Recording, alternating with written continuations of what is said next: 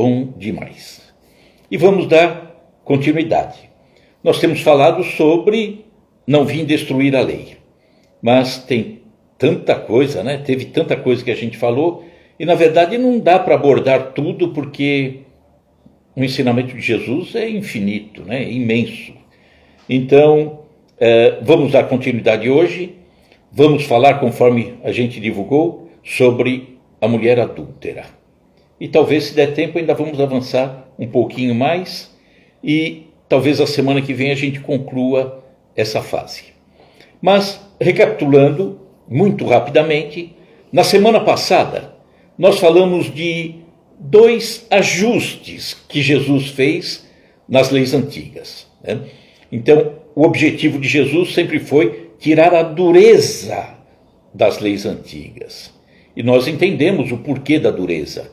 As leis antigas que vieram por intermédio de Moisés, numa época extremamente dura. Nós, há 3.300 anos atrás, éramos pessoas extremamente duras, com pouco amor no coração. E, obviamente, com muitos equívocos. Não que hoje não tenhamos esses equívocos, temos ainda, e como temos. Mas muita coisa já foi melhorada, amaciada. Esse nosso coração já foi se modificando ao longo de todos esses séculos. Então, a lei de 3.300 anos atrás, a lei de Moisés, era extremamente dura e era preciso ser cumprida. E ela era cumprida sem a modificação interior. Seguíamos, há 3.300 anos atrás, de lá para cá, a lei simplesmente porque, se descumprisse a lei, poderia ser fatal. Poderíamos morrer. Então, cumpríamos a lei, mesmo que distantes de Deus. Era só aquele cumprimento mais frio do que sentir a presença de Deus. Contudo, era necessário colocar o certo no coração. Era necessário colocar o certo na consciência. E fazendo isso, colocando o certo no nosso coração e na nossa consciência, nós estaríamos fazendo o melhor. E nada preocupados em seguir a lei, em fazer a lei acontecer, porque automaticamente acontecia. Era que Jesus nos deixou. Ou seja, essa lei tão dura, eu vou simplificar. Vou deixar em 2.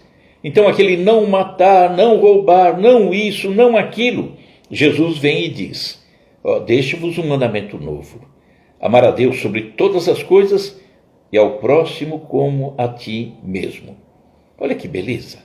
Aquele monte de nãos, aquele monte de punições, aquele monte de leis que haviam, deixa de nos preocupar. Por quê? Porque quem ama o irmão, quem ama o próximo, não mata, não rouba, enfim, estamos cumprindo a lei sem nos preocuparmos com ela. E aí nós vimos na semana passada, por exemplo, oferecer a outra face. Se alguém te agride, não vai se importar muito, não. Não devolva, não seja vingativo, dê a outra face. E nós falamos na semana passada que a outra face é o outro lado daquilo que nós sofremos. Se alguém vem e nos agride, eu não agrido. Se vem alguém e faz algo contra mim, eu não devolvo na mesma moeda. Então, é a forma de cumprir a lei de amor, que é aquela lei que Jesus deixou, né? Falamos de dar a outra face na semana passada e falamos também sobre a proibição da comunicação com os espíritos. Era proibido. Moisés proibiu. E por que proibiu? Teve um motivo. O motivo foi que, ao tirar o povo hebreu do Egito, eles haviam assimilado algumas coisas daquele povo que não era amante de um Deus só, adorador de um Deus só. Eles eram politeístas, seguiam vários deuses. Então Moisés tinha necessidade de retirar o povo hebreu, o povo judeu, lá do Egito, e ir lapidando aquele povo para que ele começasse a se moldar para o caminho melhor. E é por esse motivo que Moisés proibiu o contato, a comunicação com os espíritos. Lá no Egito, eles se comunicavam para coisas banais, fúteis, sem sentido nenhum. Mas essa comunicação, nós falamos até na semana passada, que o telefone toca de lá para cá. Não tem como proibir. É eles que mandam. Então, quando se comunicam, nós estamos aqui e aqueles que são mais sensíveis vão perceber. Nós tivemos a oportunidade também de colocar na semana passada um áudio de uma amiga nossa, que já desencarnou também, e que esse áudio traz uma comunicação vinda através de um médium, o nosso querido Bacelli, e que trouxe um conforto fantástico ao coração daquela mãe, daquele pai, da irmã, da amiga, enfim, um consolo total. E aí nós vimos que amor, é a lei de amor que Jesus nos deixou. Hoje nós vamos seguir um pouquinho e vamos ver que para cumprir o 10º mandamento do Decálogo, não cobiçarás a casa do teu próximo, nem a mulher do teu próximo, nem o seu servo, nem a sua serva, nem o seu boi, nem o seu jumento, nem coisa alguma. Jesus vem e mostra uma coisa tão bonita que nós vamos ver ao longo da nossa caminhada de hoje. Para cumprir aquela lei, não cobiçar, tal, então Moisés deixa uma punição severa. Vamos lá. Está no livro de Levítico, um dos 5 livros do Pentateuco, e que dizia assim, autoria de Moisés: também o homem que adulterar com a mulher de outro, havendo adulterado com a mulher do seu próximo, certamente morrerá o adúltero e a adúltera. Vejam bem, os dois, né? Porque ninguém vai cometer adultério sozinho. Jesus ajusta essa lei. E ao ajustar essa lei, nós vamos perceber no Evangelho de João, capítulo 8, versículo 3 a 11, o que aconteceu. Um episódio onde Jesus diz, olha, não é bem por aí, está tudo errado. Vamos corrigir. Vamos colocar o amor ao invés daquela lei dura, cruel, desumana até. Então, o episódio foi assim. Os escribas e fariseus trouxeram à presença de Jesus uma mulher surpreendida em adultério. E fazendo-a ficar de pé no meio de todos, jogaram a mulher, disseram a Jesus, mestre, essa mulher foi apanhada em flagrante adultério e na lei nos mandou Moisés que tais mulheres sejam apedrejadas. Já viram que deram uma ajeitadinha na lei. Tais mulheres. Tu, pois, que dizes? Deixavam Jesus numa situação complicada, né? Era para tentar Jesus, para terem do que o acusar. Se ele dissesse, ela foi pega em adultério, bom, então vamos apedrejar. Moisés falou para apedrejar, vamos apedrejar. Então, tiraria de Jesus aquela autoridade do amor que ele trazia. Mas Jesus dizendo, não pode, imagina, um amor, respeitar a vida daquela mulher, como fazer isso? Então ele estava acabando com a lei de Moisés de uma forma tão declarada, e que ele poderia ser alvo de coisas violentas da parte dos judeus. Então aí Jesus, com toda a sabedoria, ele sai de uma forma maravilhosa, né? Então eles perguntaram, tu, pois, o que dizes? Ela tem que ser apedrejada, hein? Tu que dizes? Então Jesus, inclinando-se, escrevia na terra com o dedo. Nós vamos comentar isso tudo depois. Então, como eles insistissem na pergunta, Jesus, vai falar ou não vai?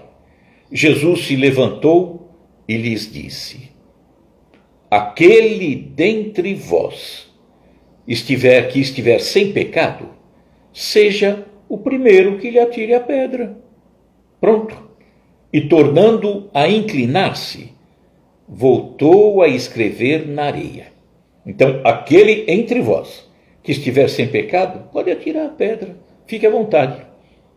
Quando ouviram isto, redarguidos da consciência, acusados pela própria consciência, saíram um, a começar pelos mais velhos até os últimos, que eram os mais novos. Ficou só Jesus e a mulher que estava ali no meio. E, endireitando-se Jesus, ele estava inclinado, escrevendo na areia, e não vendo ninguém mais do que a mulher ali na sua frente, disse-lhe: mulher, onde estão aqueles teus acusadores? Ninguém te condenou? E ela disse: ninguém, Senhor, ninguém. E disse-lhe Jesus: nem eu também te condeno. Vai e não peques mais. Então Jesus não condenou, mas deu uma orientação à mulher. Olha a diferença. Aqueles que vinham com sede de sangue queriam matar a mulher, quando Jesus diz: olha, quem nunca errou, pode atirar a primeira pedra, fique à vontade. E aí a consciência bateu naqueles homens. Vamos lembrar, de antemão, que Jesus não aprova o erro, né? Então ele não quis que a mulher fosse apedrejada, ele aprovou o que a mulher fez? Nada disso. O que deve ser exterminado é o erro, o pecador, né? Como dizem nos vários segmentos religiosos. Quem tem que ser exterminado, ou o que tem que ser exterminado, é o erro, o equívoco, não o pecador, né? Exterminar o pecado, não o pecador. Só que o ensino que tivemos ao longo de tantos e tantos séculos, a caminhada humana, sempre foi orientado no oposto. Quem ia ser exterminado era quem se equivocou, quem falhou. Por quê? Porque ia acabar sendo exterminado, sendo levado ao inferno. Não pode ser assim. Nós, na nossa caminhada, em espírito falando, a nossa caminhada vem de longa data. Somos viajantes de longa data. Não estamos aqui apenas nessa encarnação pela primeira vez. Não, nós temos uma caminhada muito antiga. Então, o erro, o que é o erro? O erro é aquilo que eu cometo por ainda não ter aprendido. É como a criança que vem, né, na escola e vem, por exemplo, a criancinha do primeiro ano. Ela chega, o nosso filho, chega no primeiro dia de aula do primeiro ano, vem e diz: pai, olha, já aprendi a fazer a letrinha A. Eu digo: puxa, que bom, filho, né? Já sabe fazer a letra A? Como que é a letra A? É assim, pai. Ele faz a bolinha e joga o rabichinho para cima. Eu vou mandar meu filho para o inferno? Vou estrangular meu filho? Não. Ele apenas está aprendendo. Filho, é a bolinha e o rabichinho para baixo. Ah, que bom, pai, agora eu sei fazer. Me enganei. Então o A é o rabichinho para baixo. Outro filho chega e diz: pai, olha só a minha letra A. Ele faz a bolinha e o rabichinho para cima. Só que esse filho está na faculdade. Pode aplicar uma sova que ele merece. Ele fez de propósito, né? Então, enquanto não aprendemos, tudo que temos direito é errar. E vamos continuar errando até virar a página, porque quando aprendemos, vira-se a página e faz o certo. Só que ao longo do tempo nós fomos aprendendo que o erro que eu cometia me levaria ao inferno. Não faz o menor sentido. Eu ainda não aprendi aquela lição. Eu tenho que ter a chance de fazer, de aprender, para virar a página e começar a fazer coisas melhores. Então, o erro é a lição que eu ainda não aprendi. Nada mais do que isso. E aprendido, não devo voltar ao erro. Não devo voltar a cometer o erro. E vamos ver que Jesus escrevia na areia, no episódio da mulher adúltera. O que ele queria dizer? Quando vieram falar, essa mulher foi pega em adultério, ele estava escrevendo na areia. O que é isso? Escrever na areia. O tempo apaga. A chuva apaga. O vento apaga. Jesus estava dizendo ali: olha, calma pessoal, errou, Mas calma, isso aqui vai ser apagado com o tempo. Essa mulher vai aprender a fazer o melhor. Então, se pararmos e pensarmos, nós, como seria o nosso comportamento diante de semelhante acontecimento? Como que nós nos comportaríamos?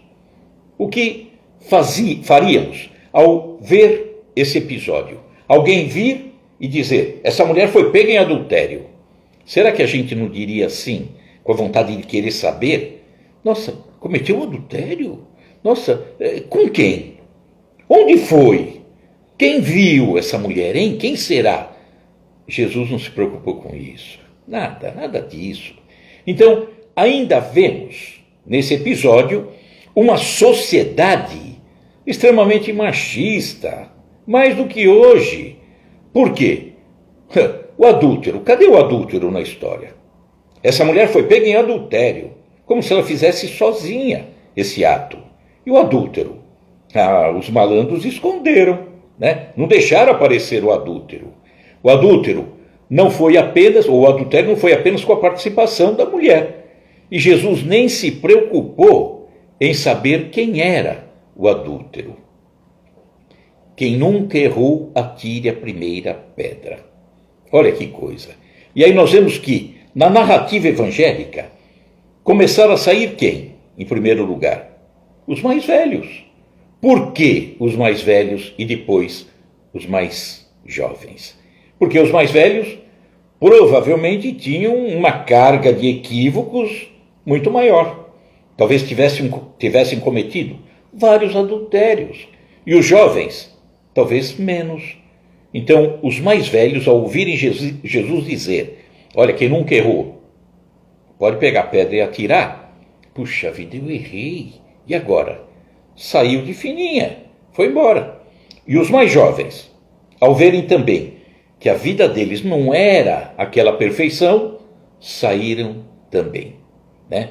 E a posição dos judeus que seguiam Jesus? Aqueles que estavam começando a estar com Jesus. Será que foi simples aceitarem aquilo? Os discípulos de Jesus, será que foi simples aceitar aquela mudança de posição? A lei manda lapidar e Jesus vem e diz, olha, quem nunca errou, atire a pedra. E aí como é que ficam? Será que foi fácil para eles compreenderem o comportamento de Jesus? Porque para eles eram séculos e séculos de um entendimento mais duro, um entendimento mais violento, distante do amor. Não deve ter sido fácil. E não foi fácil. Não foi. Nós vamos ver uma história que narra a situação de Pedro. Pedro era um judeu e mais velho, dentre os discípulos era o mais velho. Então, como será que Pedro se comportou diante dessa situação? Jesus não reagiu. Jesus não aprovou a lapidação da mulher. E como que ficou o coração do velho Pedro? Vamos ver. Tem uma historinha narrada num livro chamado Contos e Apólogos, psicografia de Francisco Cândido Xavier e ditado pelo irmão X, Humberto de Campos, né? E que fala sobre a lição do discernimento, saber avaliar as coisas, saber entender. Então eu vou contar essa historinha que está intimamente ligada ao episódio da mulher adúltera. Veja a beleza daquilo que Jesus narra nessa historinha. E diz assim, finda a cena brutal, essa de jogar a mulher para ser apedrejada, em que o povo pretendia lapidar aquela mulher infeliz, ali na praça pública. Pedro, que seguia Jesus, ainda estava ali, né, sem entender tudo, interpelou o mestre zelosamente. Mestre, desculpando os erros das mulheres que fogem ao ministério do lar, não estaremos oferecendo apoio à devassidão? Era a visão de Pedro. Olha, estamos apoiando a devassidão, né? Abrir os braços no espetáculo deprimente, ou seja, abraçar aquela pessoa que errou. E fica meio estranho, porque acabamos de proteger o pecado. Será que é isso, mestre? Jesus parou, pensou, meditou e respondeu para Pedro: Simão, Simão Pedro, seremos sempre julgados pela medida com que julgarmos os nossos semelhantes. Você está julgando, Pedro. Será julgado na mesma medida. Sim, falou Pedro irritado. Compreendo a caridade que nos deve afastar dos juízos errôneos. Mas, porventura, conseguiremos viver sem discernir, sem avaliar? É preciso julgar para avaliar onde que está o erro. E, de certa forma, Pedro até estava certo. E Pedro continuou, de uma forma áspera: uma pecadora trazida ao apedrejamento não perturbará a tranquilidade das famílias? Não representará um quadro que perturbará, e um quadro de lama para até as crianças que estão aí presenciando, e para os jovens também? Não será uma excitação à prática do mal? Pedro via o que poderia acontecer em razão daquilo que aconteceu na praça. Jesus dizer à mulher: vai, não erres mais, e parar por aí. Ante as duras interrogações, Jesus observou sereno: Pedro, quem poderá examinar agora esse acontecimento em toda a sua extensão? Sabemos, Pedro, por acaso, quantas lágrimas terá vertido essa desventurada mulher até a queda fatal no grande infortúnio? Você sabe, Pedro? Não sabe. Quem terá dado a esse pobre coração feminino o primeiro impulso para o despenhadeiro? Quem foi que levou essa mulher a essa queda? Você não sabe, Pedro. E quem sabe, Pedro, essa desditosa irmã terá sido arrastada à loucura, atendendo a desesperadoras necessidades? Talvez tivesse fome, um filho doente, sem alimento. Você não sabe, Pedro. O discípulo, Pedro, contudo, no propósito de exaltar a justiça, era a preocupação dele, Pedro acrescentou: Jesus, de qualquer modo, a corrigenda é inadiável imperativo. Se ela nos merece compaixão, a mulher, compaixão e bondade, há então, em outro setor, o culpado ou os culpados que precisamos punir. Pedro queria punir alguém. Pedro queria tirar pedra em alguém. Então, se a mulher merece a nossa compaixão, nós temos que achar o culpado, que é o homem que fez isso com ela. Quem terá provocado a cena desagradável a que assistimos? Falava Pedro. Geralmente essas mulheres desse naipe, são reservadas e fogem à multidão. Que motivos teriam trazido essa infeliz ao clamor da praça pública?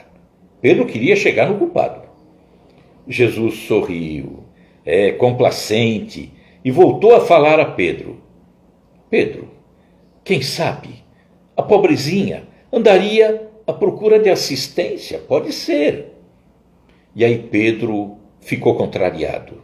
Parece que Jesus queria tirar a mulher de cena. E não era isso. Pedro é que queria trazer o homem à cena.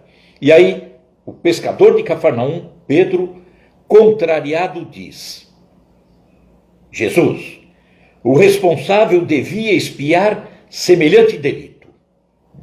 Tem que realmente pagar a pena dele. Sou contra a desordem e na gritaria que presenciamos. Estou convencido de que o cárcere e os açoites deveriam funcionar. Tem que punir, tem que bater.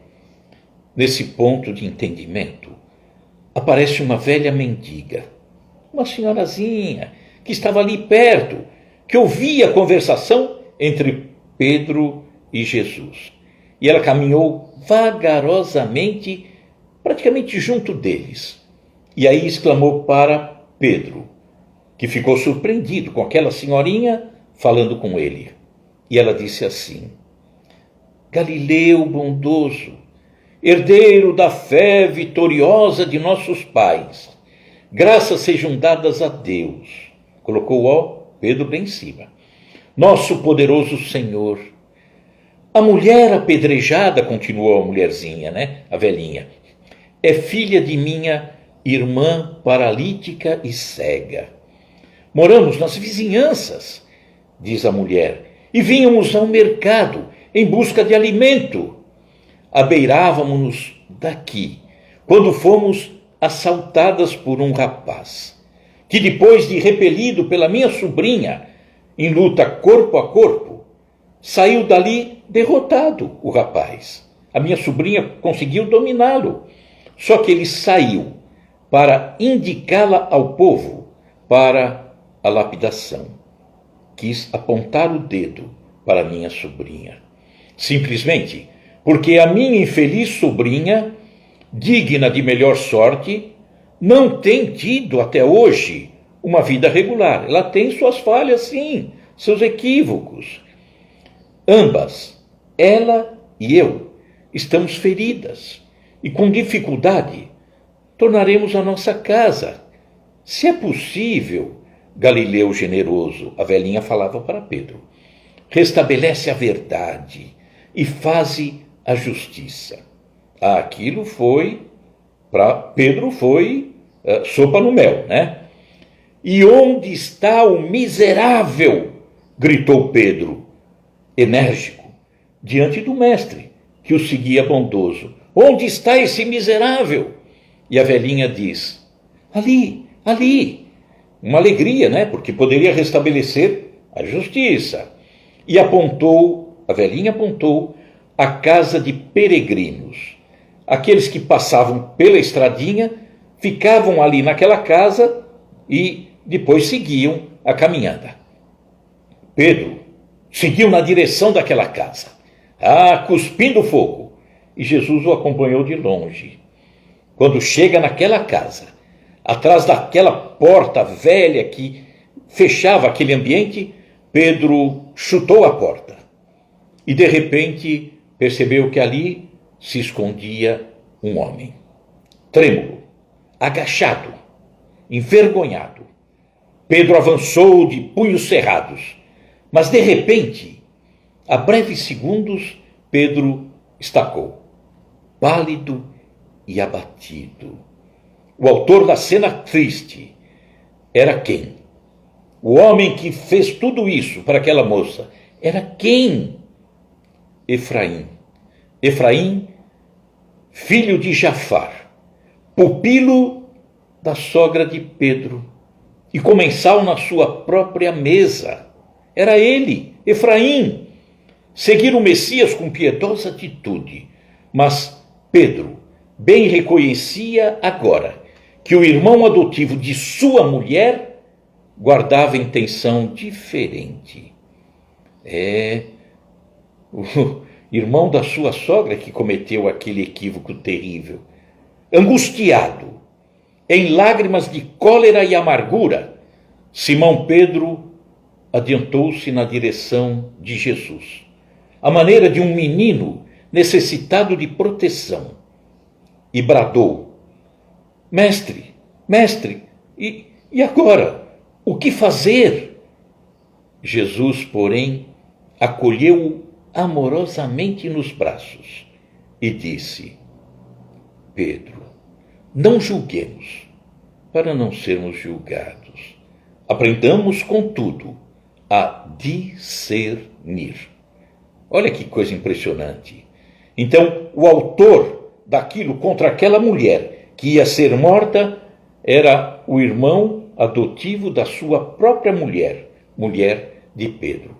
Então, precisamos analisar, comentar, pena de morte, por exemplo, dá para aceitar? Se for conhecido, se for um parente, o criminoso, não, pena de morte não. Agora, se for um estranho, pena de morte sim? Que loucura, que coisa estranha. Naquele momento, Pedro queria acabar com o homem que havia feito, então, aquilo com a mulher. já que a mulher tinha que ser, de certa forma, preservada. E agora, vai matar o irmão da sua mulher? Vamos ver como andam as coisas hoje. Esse episódio aconteceu há 2000 anos. Como é que está a situação? Falando, por exemplo, da mulher que foi pega em adultério. A mídia incentiva absurdamente o comportamento leviano. Verdade ou mentira? Como incentiva? Como a mídia incentiva o sexo irresponsável? Como a mídia incentiva a nossa juventude a prática do sexo cada vez mais cedo, de forma leviana. E aí nós vemos, por exemplo, a gravidez indesejada. Daí, e como acontece? Acontece direto. Um aborto resolve tudo. Muita gente pensa assim: está grávida, mas um aborto resolve tudo. Absurdo. Porque é uma morte, é um assassinato também. E não se preocupam muitas vezes com as doenças que são transmitidas. De forma nenhuma. E nós fazemos vistas grossas para essa influência da mídia. Entra direto em casa, nem estou prestando atenção. Para muitas coisas, muita gente, a grande maioria diz: hoje em dia é assim mesmo. Que absurdo. É assim mesmo. Aceitamos tudo como normal, sem avaliarmos, sem pensarmos mais detidamente, sem raciocinarmos. Aceitamos que as coisas aconteçam dessa forma. Então aceitamos que tudo entre dentro da nossa casa, sem avaliação nossa, sem avaliarmos. É a questão do aborto, é a questão da pena de morte, é a questão do massacre que fazem com relação, por exemplo, às questões de gênero, até com as crianças pequenas que nem sabem o que é isso. Então não é preconceito, de forma nenhuma. É apenas os cuidados que precisamos ter. A mídia coloca na cabeça das crianças, 7 anos, 8 anos, essas questões de gênero. A criança nem sabe o que é isso. Então, tem que haver bom senso. Só isso. Não é preconceito, não. E aí eu vou perguntar uma coisa para nós respondermos a nós mesmos. Quantos adultérios são cometidos apenas em pensamento? Só pelo pensamento.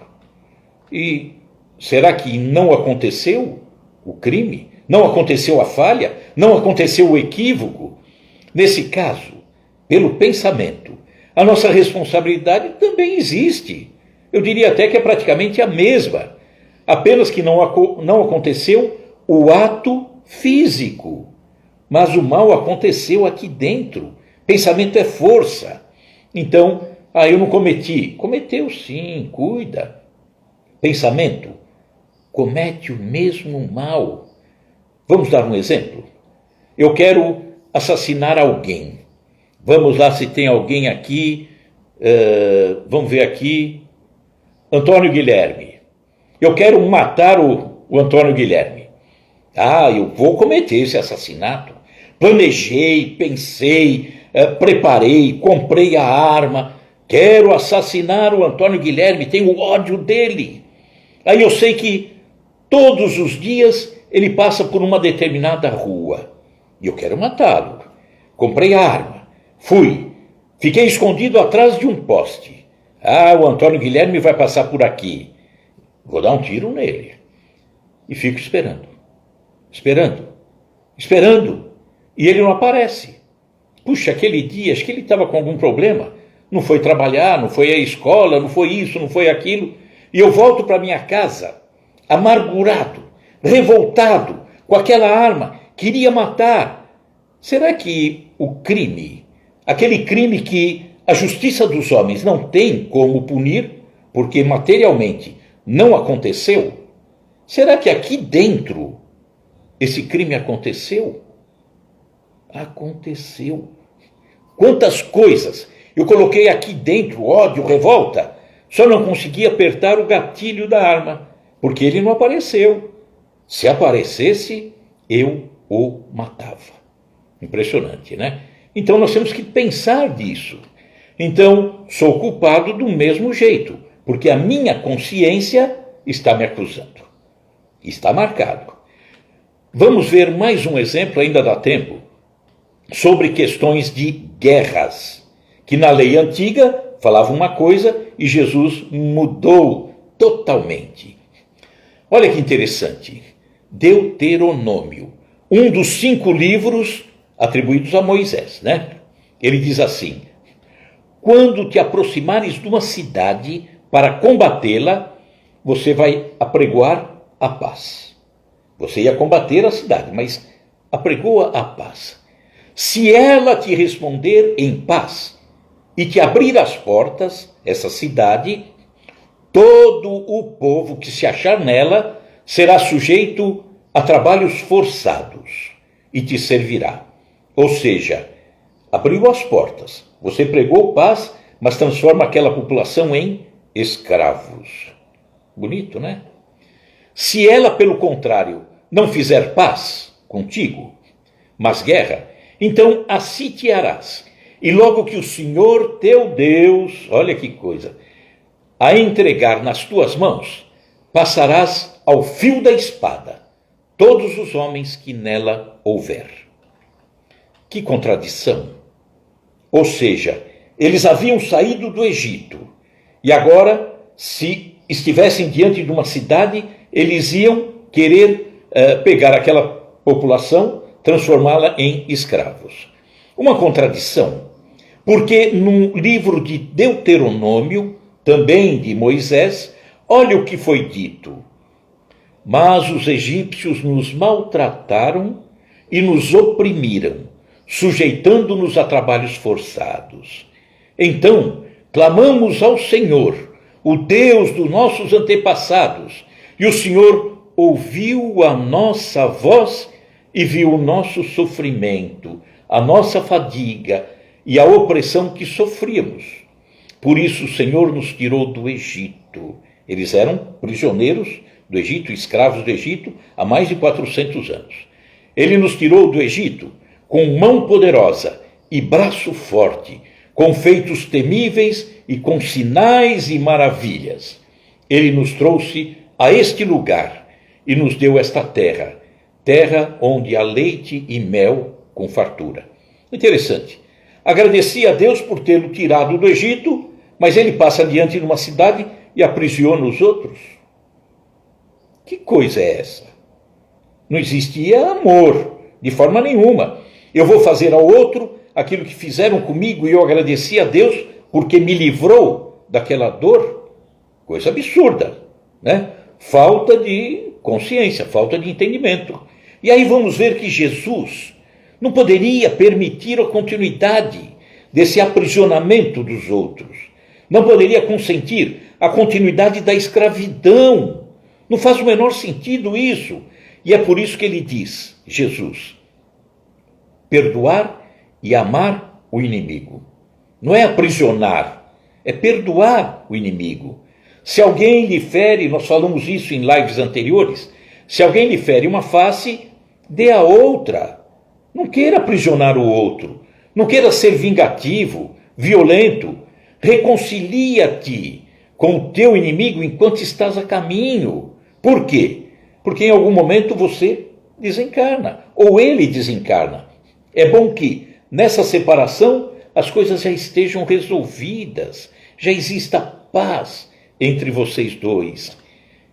Ao que quiser pleitear contigo, isso é Jesus falando, e tirar-te a túnica, larga-lhe também a capa. Não briga, não provoque um mal maior. E se qualquer te obrigar a caminhar 1000 passos, vai com ele 2000. Era Jesus dizendo, esteja mais tempo próximo daquele com o qual você entende que existe inimizade. Por quê? Porque mais tempo próximo daquele que você entende ser inimigo, ou ele entende que você seja inimigo, mais tempo você terá para ganhar esse inimigo, conversar, mostrar o melhor caminho, mostrar o amor, que você não tem nada contra ele, e trazê-lo para junto do teu coração. Isso é Jesus, que tirou aquela lei dura e colocou a lei de amor. Olha como é bonito, como é fantástico isso. E que muitas pessoas não conseguem compreender isso. Ah, Jesus acabou com a lei. Não, aquela lei era válida para o passado. Mas agora Jesus diz, sabe aquela lei que mandava matar, que é isso, que é aquilo? Você agora, tendo o amor dentro do teu coração, automaticamente você não cumprirá a lei que seja diferente à lei do amor. Então é isso que precisamos pensar. É isso que nos faz entender que quando colocamos a lei de amor aqui dentro, nem precisamos nos preocupar em ficar vasculhando como que era a lei. Não importa. Eu não vou afrontar a lei. Eu não vou matar alguém. Por quê? Porque eu amo. Eu amo a todo mundo, indiscriminadamente. Então não faz sentido ficar preocupado com a lei quando o meu coração automaticamente cumpre a lei do amor. Tá? Então esse era o objetivo. Entendemos cada vez mais. O caso da mulher adúltera ficou, acho que, bem entendido. Jesus nunca aprovou o erro. Jesus vem para nos orientar para que saiamos do erro. Mas não vale matar o pecador por conta do erro cometido. Porque todo mundo seria exterminado. Todos nós cometemos erros. Então Jesus vem para nos ensinar. E quanto mais aprendermos, quanto mais colocarmos dentro de nós a lei do amor, menos confusão terá. É assim, não é de outra forma. É assim que se modifica o mundo. É dessa forma que vamos deixar no coração do nosso irmão essa mensagem, essa semente, para que ele, aos poucos, também se modifique e faça cada vez mais o melhor. Combinado? Semana que vem continuamos e vamos encerrar, como sempre, com a prece. Agradeço aí tanta gente. Anne de Amorim, gente nova, acho que é nova, né? Lueli, Lueli do Guarujá, quem mais tem aí? Tem mais gente aqui, tá? Então, um abraço a todos, minha gratidão por estarmos juntos e vamos fechando então os nossos olhos e vamos nos ligar cada vez mais a Jesus. Fechando os nossos olhos, pedimos que Jesus esteja conosco e te agradecemos, Jesus, porque a cada novo instante, a cada novo episódio, quando eu posso e já tenho essa condição de discernir o que aconteceu, eu vou colocar em todos os episódios a tua lei, Jesus. A lei do amor, a lei do perdão, compreender o irmão, porque o irmão falhou. Não posso apontar o dedo, não posso atirar a pedra, porque talvez em determinadas situações eu cometa um equívoco ainda muito maior. E se observarem isso, vão atirar pedras em mim. Jesus, eu preciso entender e aplicar esta tua lei com mais intensidade a cada nova situação. E é por isso que te agradecemos e te pedimos, Jesus, esteja conosco, nos oriente, nos ampare sempre. Que assim seja, graças a Deus. Bom, queridos amigos, na semana que vem, temos aqui uma mensagem da Alceia: não julguemos para não sermos julgados. É exatamente isso, né? Não julgar para não ser julgado, porque ninguém está tão resolvido, tão em paz, tão limpo por dentro, que tenha a condição moral de apontar o dedo a alguém.